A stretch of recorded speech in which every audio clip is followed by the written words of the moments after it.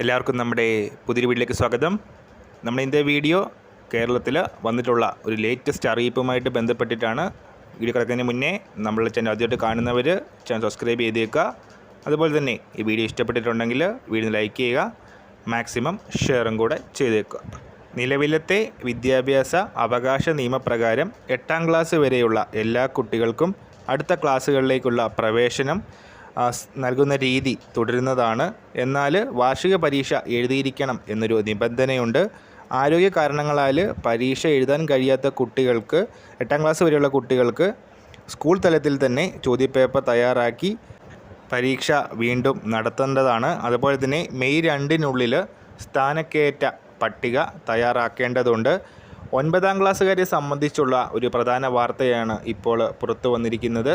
പ്രമുഖ മാധ്യമത്തിൻ്റെ റിപ്പോർട്ട് അനുസരിച്ച് 9ാം ക്ലാസ്സിൽ ഡി ഗ്രേഡ് അതുപോലെ ഇ ഗ്രേഡൊക്കെ നേടിയവർക്ക് സേവ് എ ഇയർ സേ പരീക്ഷ നടത്തുന്നതാണ്. മെയ് 10 മുൻപായിട്ടാണ് ഈ ഒരു സേ പരീക്ഷ ഹൈസ്കൂളുകളിൽ നടത്തുന്നത്.